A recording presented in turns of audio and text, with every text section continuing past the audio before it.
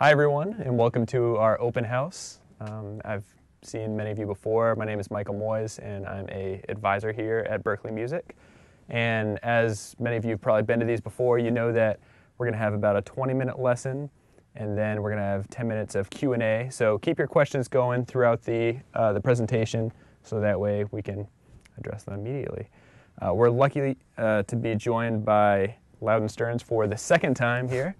Loudon is a composer, a laptop performer. He's a bassist. He's an installation artist. Yeah. And among that, he teaches a lot of our classes. He graduated from Berklee with degrees, that's two, in bass performance and in contemporary writing and production. He also teaches contemporary writing and production on campus right now. And he teaches 3 classes with us online, I believe. Yep. The Producing Music with Ableton Live, Advanced Music Production with Ableton Live, which he authored, and his newest course, which he authored, which is Composing and Producing Electronic Music.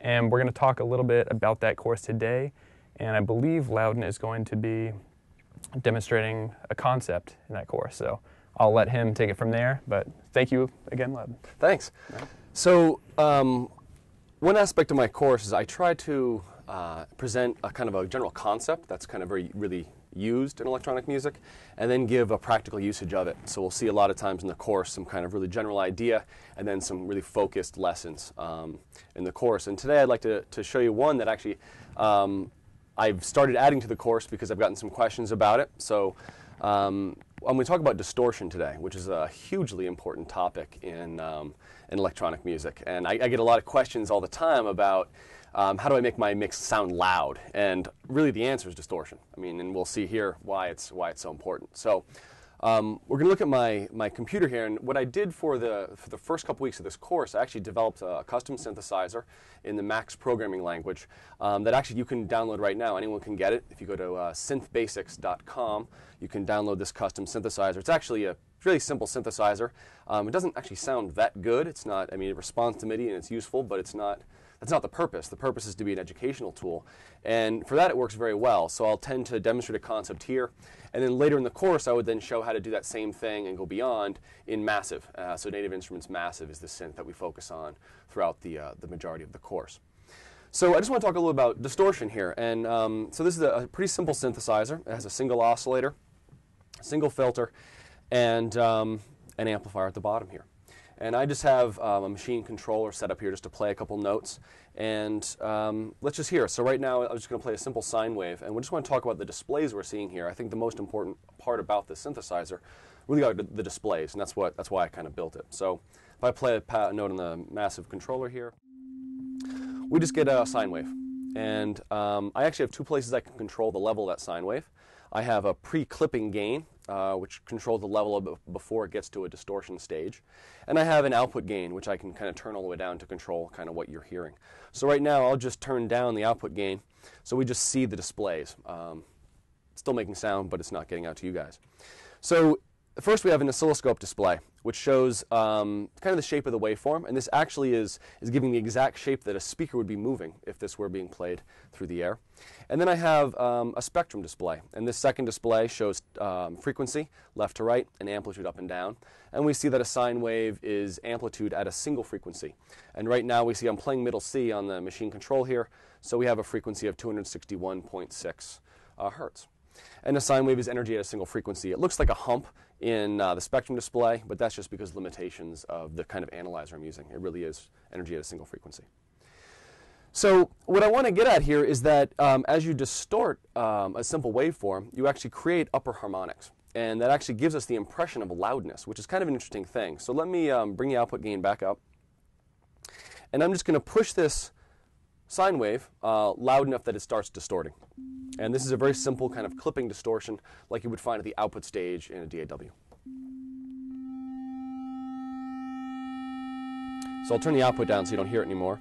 But we see that as I do that, we went from a simple sine wave, and if you even look at the oscilloscope display, you see it looks like a square wave. And we see the timbre change drastically, got really buzzy and kind of gritty, and we see that we now have energy at multiple frequencies. And it's kind of like the amplitude I'm adding to that basic sine wave is kind of being spread out amongst all those different partials. So here you can hear it again. Now, one of the interesting things about this is let's watch the input and output gain meters as I do that again. So we'll start with just a simple sine wave. I'll bring up the gain, then it's going to go into clipping. And as it goes into clipping, I'd like you to look at the output gain. So you're going to see the level come up and then kind of just stay still, even though it sounds like it's getting louder. Let's check it out. Get my mouse out of the way here. So now I'm distorting it, and you're seeing that the input gain's going up. It seems like it's getting louder, right? It's a really brash, kind of buzzy sound, maybe kind of even made me hard to hear because you're hearing all the same thing, but the output gain is staying still. The output meter, I mean, is staying still. So the addition of distortion is giving us more perceived loudness, right? It sounds like it's louder, but it's actually not changing the output level meter at all, which is kind of an interesting thing. And it's how we can kind of get the impression of loudness. And the truth is, you have no control over how loud a mix is because the listener always has that volume knob, right? So they always have control over the end volume. All you can really control in a mix is kind of relative levels, and you can kind of play with these psychoacoustic phenomena, like why things seem loud, right? They seem more exciting, they seem loud, and that's a distortion. So now we see this general concept, and one thing I'd like to point out is that a square wave really is a distorted sine wave. So if I even change my waveform here in this synthesizer to square, we'll see the same type of overtones, right? The same type of harmonics, and it even sounds similar. You know, the square wave sounds just like a clipped sine wave, and often that's how you're creating it. Now in the simple synthesizer, we actually have another view, which is kind of interesting. It's a sonogram view, and in this view, we're going to see time horizontally, frequency vertically, and amplitude is shown as the color changes. So something that's red will be kind of louder. Let's try that same clipping, right? We'll try it with the sine wave and try the clipping again there. So I have a sine wave here, and we're seeing just a horizontal line, right? We have no harmonics above it. As I start distorting this waveform, I'll turn the output gain down. We start seeing those additional partials come in, which is what we saw before. Now the interesting thing about this, though, is if I switch over to square wave, I'll let this thing kind of get next over there, and I'll switch to square wave, and we don't really see much of a difference. We see that we have all the same partials. We have kind of higher frequencies in there, but they're all lining up the same way as that distorted sine wave did. So we get this connection between the wave shape and the actual harmonic series of the other partials we're hearing. And this is one of the big points we make early in the course, is that there is a connection between wave shape and timbre. And timbre is this kind of the relative levels of all our partials that we're seeing here. So the one other point I want to make here is that with every distortion, there's always going to be a sort of threshold, a sort of point where it starts to distort, kind of like you have with a compressor, right? With a compressor, there's a certain point where it starts to bring the level down. And we see that same type of thing happen with the distortion. Though in a plug-in, you're not told where that threshold is. It's kind of up to you with your ear to figure out where that threshold is. In my simple synth here, it's very obvious. Threshold is at 0 dB on this level meter, and above that, it starts to distort, and we get those upper harmonics in there. But in a plug-in, you have to kind of figure it out by how we hear it. So now that we've seen the general concept of distortion, we're going to try to go apply that in a project. And I'll be using Logic and Ultrabeat to kind of demonstrate some of these ideas over in Logic. So let's switch over to Logic. So in Logic, I have a pretty simple sequence going here. And if you've been following kind of my YouTube channel and that kind of thing, you might have even heard this song before. But I'd like to talk about a piece in this. So I'm just going to play so you can hear what we're doing, and then we'll break it down a little bit.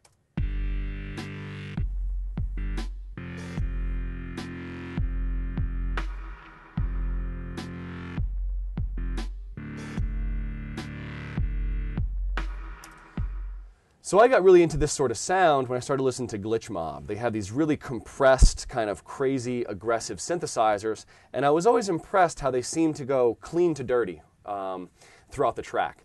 And it sounded like there was kind of a sidechain compression. And if you've been following my blog or kind of electronic music in general, you kind of be used to the sound of sidechain compression. It's when kind of the kick drum kind of makes other parts in the project kind of come in and out in volume. But when I listened to Glitch Mob, I didn't hear the volume change. What I heard instead was that the kick would hit, and another sound would get clean, and then it would get dirty again. So instead of having volume changes, we would get these variations in distortion, which I thought was really interesting, and I found much more interesting than just a volume change.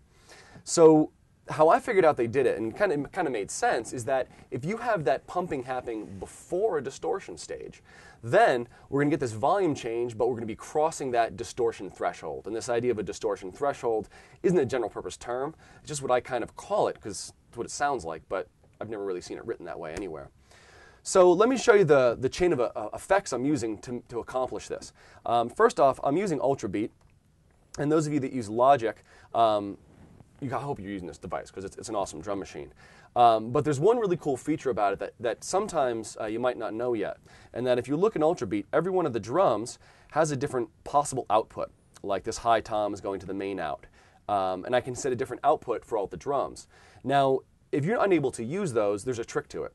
When you're first installing or first inserting Ultrabeat into your project, make sure that you're using the multi-output option right there, and not just the stereo output option. And if you're using that, you get the ability to use these multiple outputs, which is going to let me send my kick to a separate output as my snare. And you'll hear on this track that the kick is kind of ducking or kind of compressing that kind of distorted pad, changing the distortion on it. But also, the snare has this really big reverb on it, which is kind of a neat sound. Let's hear it. And I'm doing that by, of course, just sending Ultrabeat kick drum to output 3-4, and then 5-6 is the snare. And let's hear, listen closely, you'll hear it. The kick drum is kind of pushing down those chords, and we'll talk about that in a moment. And then also the snare has a big reverb on it.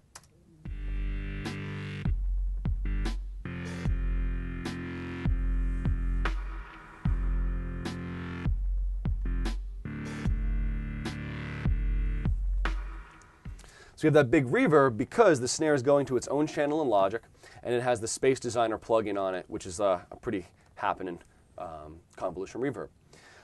So if you haven't used this multi-output feature, the other thing you want to check out is that there's a plus and minus button at the bottom of the Ultrabeat channel strip if you have set up as multi-out. And you just click on that, it just gives you an additional channel strip that you can then use for any of the outputs in the project. And my just adding and subtracting that just deleted my snare drum output. That was a mistake. So we're not going to hear snare drum for the rest of this. But that's all right, because the focus is the kick and the pad. So let's now look at the pad and see how that is going to be, how that's functioning. And what I'll do first is just remove all the plugins that I have on that track. And I'll solo it, so now we'll hear just the pad. And to make this, I'm just using a very simple patch. This is ESP. Though it's a built-in Logic plugin, I actually really like this synthesizer. It's kind of really powerful. The envelope's really snappy. And how I created this patch, or this part, was just making sure that all the notes in the chord were the same velocity and hit exactly at the same time. So very much in my course, I'm talking about how we can kind of add human feel to this music, kind of give it a human character. And for this example, I wanted it as robotic as possible, heavily quantized, beginning and ends of notes, and all the notes the same exact velocity. Gives that really kind of strength and that preciseness. Let's hear this part just by itself.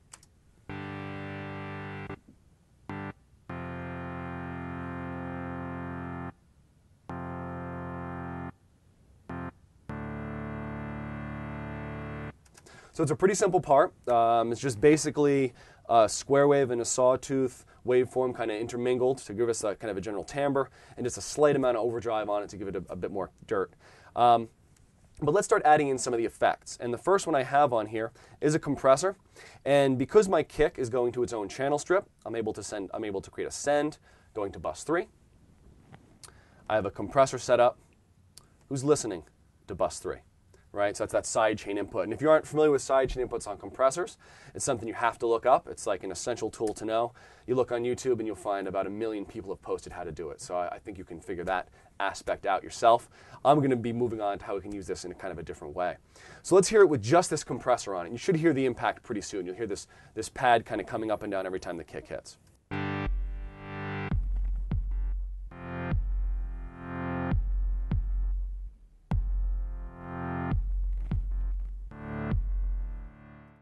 So that's all right. You know, it's kind of interesting, and in a full mix, that might be nice. You hear this pad coming in and out. But if I start adding distortion after that compressor, we'll hear it'll get gritty and clean instead of just getting loud and soft, which I think is the kind of the cool thing. So I add a slight EQ just to kind of craft the spectrum, kind of how I like it. And then I have a distortion plugin that's right after it. And I'm just using this simple distortion that's built right into Logic. Let's hear it now.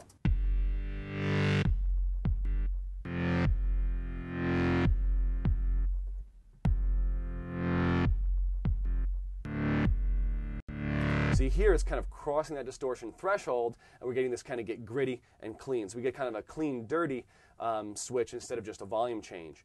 Now, when you're setting this up, because we're kind of crossing so many thresholds, we're crossing a compressor threshold and a distortion threshold, and actually I have multiple distortions in here.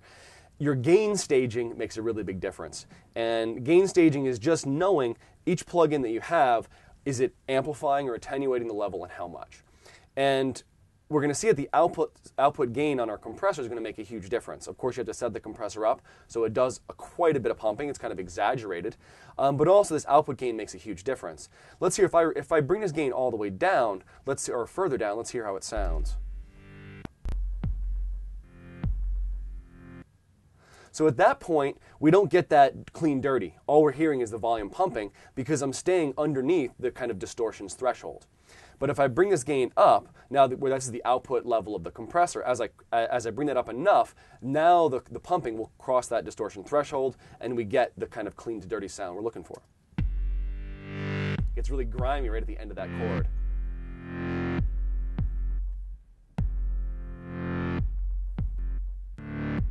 Now I just continue on with the same idea and add another distortion because, you know, that's what the whole point is, right? We want to make it loud. So another distortion. Let's hear it.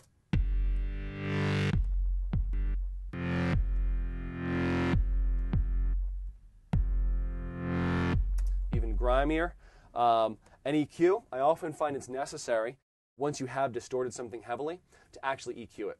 Because the distortion, as we saw in the first little segment, the distortion is going to add an incredible amount of high end. And it really helps to kind of carve that out and just, you know, get the spectrum just how you want it in your mix. So an additional EQ is nice. And with this additional EQ, I just did a pretty serious bottom end cut and then cut a little section out of the middle just to let some other things come through in the mix. And just a general high end cut also. And then I have a noise gate, and I'm using a noise gate for a different reason than you might be used to. The typical usage of a noise gate is to just remove the quiet stuff in your mix, which it is good at. But another aspect of it is a noise gate is usually closed until we cross a threshold, right? So with all these devices, we're always crossing these amplitude thresholds, something we really want to be aware of. But a noise gate, when we cross that threshold, opens up and allows the sound to come through. Well, it has a rate that it can actually open up at, and that's its attack time. And actually, if you increase the attack time, you can soften the attacks of your instrument. And this is really effective in this instance because I was finding with this sound, it was like clicking and getting maybe a little too punchy right at the attack of the note or the chord. So by increasing the attack time slightly, I was able to kind of soften that attack. Let's hear if we can kind of coax the difference out here. Let's try it. So I'll take attack time all the way down.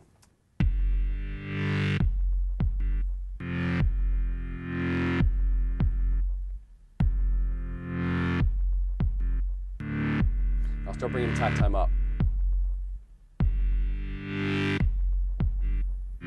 Here it kind of swells in the beginning of the notes. It's kind of happening during the quiet parts of it.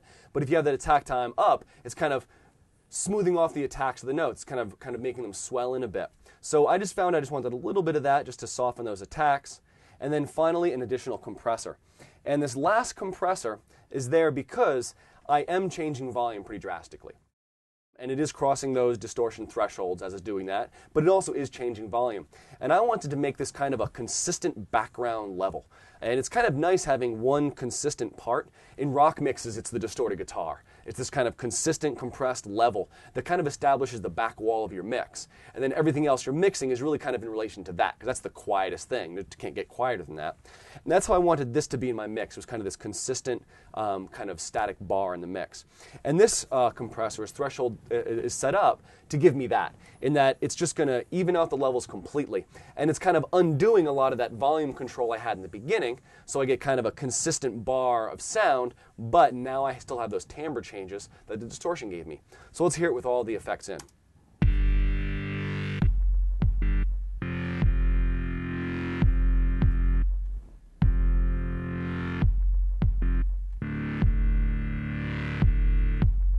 So so it sounds now like it's a consistent part because this is kind of doing the opposite of what the sidechain compression on the kick drum was doing, but it's now a consistent part, but it still has those timbre changes.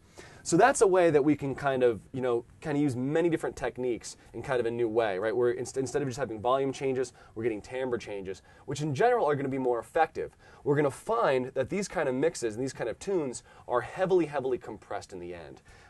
They don't really have much dynamics, and some people complain about it. I tend to love it. I think it's great. I think get it loud, it's exciting. But what that does is it makes it so that volume changes are much less effective. They don't have that big impact because it's going to be compressed, and those volume changes, the dynamic changes are going away in the end anyway. So if you can find a way to get timbre changes instead of volume changes, it's going to be much more effective. And that's a little lesson I wanted to give you. Yeah. That's great. I know you teach a lot of these concepts in that new class we were talking about, the composing and producing electronic music. I know we've got some questions, but would it be okay if we kind of jump into that class for a second? And sure, let's check it out. Yeah. All right. So this is kind of what the interface of the course looks like. And you see my picture up there, and you see kind of one of these lessons. So what I have pulled up here, this is a lesson from week 3 of my course. Okay. And in this lesson, we're actually kind of getting into massive finally. So in the first couple weeks, I'm focusing on that simple synthesizer, learning kind of the general synthesis techniques. And then by week 3, we start diving into a more advanced synthesizer, which is in massive. It'd be tough to learn on massive right from the beginning because it's such a complex thing. Even simple things like amplitude envelope, ADSR, which is like a general thing across all synthesizers, is very different in massive. So we learned the general concept, and then we applied here in week 3. So I'll just give you a kind of 3 kind of frames, if you will, of the course. So when we first look at massive, we'll see kind of a general overview of how it's laid out and get a general just overview feel of it. And then the next page, we'll start synthesizing a bass line. So the first style I look at in the course is drum and bass. And kind of every 2 weeks we switch styles. And what I try to do is give technical lessons that are appropriate to each style, and then also compositional lessons that are appropriate to each style. Great. So we get massive, just general overview, and then we'll get a video of specific kind of screenshot video of how to compose, compose a line specific to drum and bass. So we look at the harmony. So what we're seeing right now is actually a stack of notes that actually fills out an Aeolian scale, which is a really common scale to use drum and bass. And then I'll compose within it a typical kind of bass line to the style. And then we'll go on to actually synthesize a bass sound that's appropriate to the style. So we look at creating a restyle bass line, which a restyle bass patch, in massive. So first we get kind of a general concept, and then we'll get specifics in massive, and then compositional things that work with that. So by the end of this week, everyone's submitting kind of a really complex drum groove along with an appropriate bass line to go in the drum and bass style. Great. Yeah. And then every style is kind of focused like that. So we'll do drum and bass, and then this week, now we're in weeks 4 and 5, and it's all trance music, which is a lot of fun. And trance music, we're looking at creating really big, thick pads, and then how to compose them appropriately to the style. Great. Yeah. And you're also doing a lot of work with or at least we've heard from students in Delicious and in different websites. Yeah, kind of sharing everyone's music. Yeah, it's been fun. You know, what I've thought, and actually researching this music, is that it's kind of happening on the internet. That's where this music is kind of coming alive. You know, it's not really happening on CDs. It's not really happening elsewhere. It's really just alive on the internet. So I thought it was necessary when I started teaching it, and this kind of just happened kind of organically. I didn't plan this to happen. But as I started teaching it, I found that the students were just sharing resources. And with the forums, which we'll see here, there's the class forums where students can have like conversations, and I can post conversations. They just started posting all this amazing like Delicious. Like they started posting YouTube videos and Delicious links and Vimeo videos and articles from Sound on Sound magazine. There's all these great resources, and I just wanted to collect it all, you know? Yeah. So I started trying to find ways that we could kind of bring in internet resources. So one thing I did was I created these stacks of links on delicious.com. So this is like, so this happened kind of organically, and you can actually check it out. If you go to delicious.com/Loudon, that's Loudon, which is my name, you can see I have these kind of stacks of links that go with each of these styles. And this was just, I just started taking links that people were posting and just started collecting them here. So these are the actual things that the students were kind of putting together. And now I'm kind of committed to this. So every new style, I have a stack ready, you know. So we haven't got. So now you'll find them for drum and bass. You'll find a general one for kind of all kind of electronic music, and we have one for trance, which actually got featured on the front page of Delicious the other day. But with every style that we do, I'll be making a resource like this to kind of collect what the students are just finding on their own. It's great. It's a great resource. It was actually my first time getting into Delicious, and actually we did it because one of the students suggested it. He's like, "Why don't you put this together?" It just seemed perfect, so we kind of went for it. And then after that happened, I was like, "Well, why don't we use other resources?" So we've set up like Spotify playlists that everyone can add music to for each style, and we have kind of SoundCloud stuff going on, which is great. And then additionally, I found a lot of stuff was just YouTube videos. So I have a YouTube channel. My name on YouTube is Loudon Yukon, and I post videos here all the time. And it's something I started doing when I started teaching Ableton Live. I would get questions in the class, and I very often get the same question over and over. So in some of this is kind of, you know, just a way for me to lessen my workload. Because instead of answering it over and typing it over again, I would just make a short YouTube video and kind of post it here and then hand out the link repeatedly. So it was kind of a way to lessen my workload and give them a cool video. It turned out that other people on the internet liked my channel, and it's getting pretty popular now, which I love. So thank you if you checked out my channel.